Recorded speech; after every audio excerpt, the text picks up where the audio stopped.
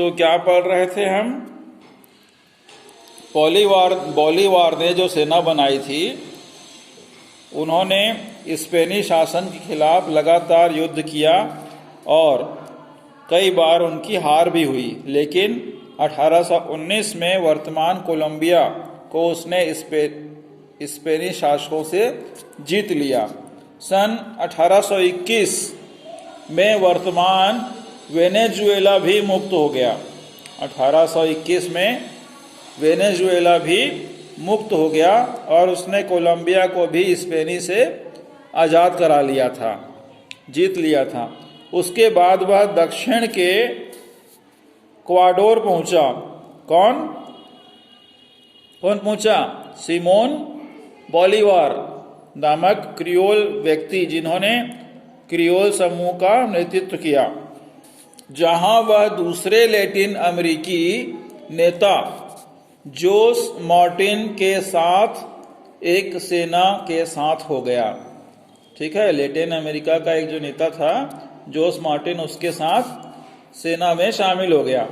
Latin America के दक्षिणी हिस्से को, जिसको हम वर्तमान में अर्जेंटीना कहते हैं, ठीक है, लैटिन अमेरिका का जो दक्षिण का हिस्सा है उसे आज हम अर्जेंटीना के नाम से जानते हैं, में विद्रोह का नेतृत्व जोस मार्टिन के हाथों में था।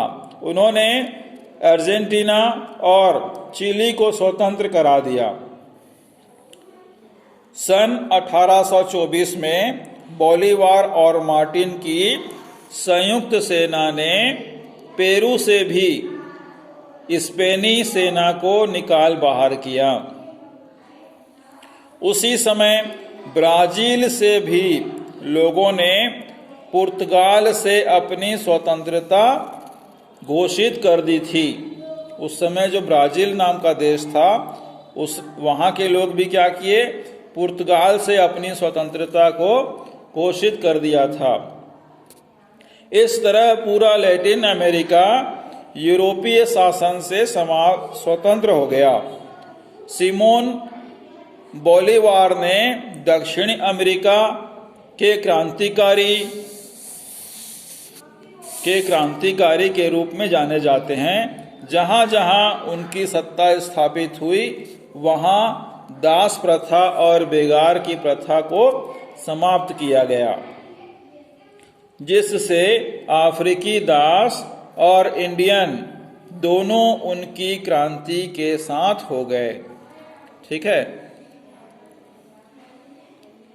उनका वादा था कि बड़ी जमींदारियों को तोड़कर छोटे किसानों में जमीन बांटी जाएगी, लेकिन यह क्रियोल जमींदारों के विरोध के चलते संभव नहीं हो पाया।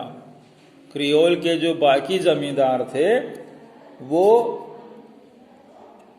उसके वादे को पूरा कराने के पक्ष में नहीं थे। बड़े किसान जो जमींदार थे वे नहीं चाहते थे कि हमारी जमीन को बांटकर छोटे लोगों में दे दी जाए।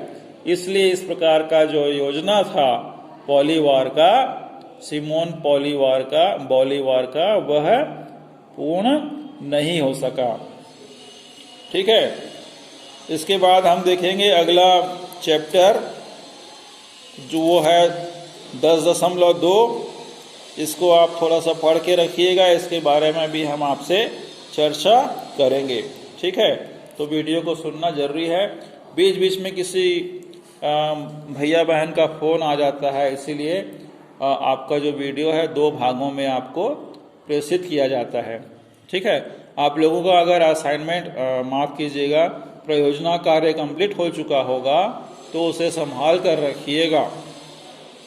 जैसा आदेश होता है कि प्रयोजना को कब जमा करना है, इसके बारे में आपको सूचना दे दी जाएगी। उसी दिन ही आपको प्रयोजना को अपने माता पिता के हाथों भेजवाना है। ठीक है, समय भी आपको बता दिया जाएगा, कब जमा करना है ये भी आपको बता दिया जाएगा। इसलिए बन जाता है तो उसे संभाल के रखिए और बन जाता है तो उसे याद भी कीजिए। इन्हीं प्रयोजना के बीच से आपसे वाइवा भी पूछा जा सकता है। ठीक है, आ रही बात समझ में? जो भी प्रयोजना में दिया हुआ है उसको याद करने का प्रयास कीजिए, याद करते रहिए। इसी प्रयोजना के बीच से आपको मौखिक में आपसे कुछ प्रश्न किए जा सकते हैं। ठीक है, 25 नंबर का यह प्रयोजना है, 20 नंबर का आपका लिखित में है और हो सकता है 5 नंबर आपका मौखिक में मिले, इसलिए उसे याद करना जरूरी है। आ रही बात समझ में? घर में पढ़ना लिखना जरूरी है, प्रयोजना को याद करना जरूरी है, आपसे वाइवा भी पूछा जाएगा। धन्यवाद। पढ़ते रहिए, पढ़ाई को गंभीरता से लीजिए। अगर आज नहीं लेंगे गंभीरता से तो कल आपको कुछ परेशानियों का सामना करना पड़ सकता है। ठीक है, अपना ध्यान रखेंगे, स्वस्थ रहेंगे, घर में बड़ों का आदेश का पालन करेंगे, पढ़ते लिखते रहेंगे। इन्हीं शुभकामनाओं के साथ, उम्मीदों के साथ गुरुकुल परिवार आपके साथ है, बशर्ते आप भी अपनी मेहनत अच्छे से करते रहें। धन्यवाद।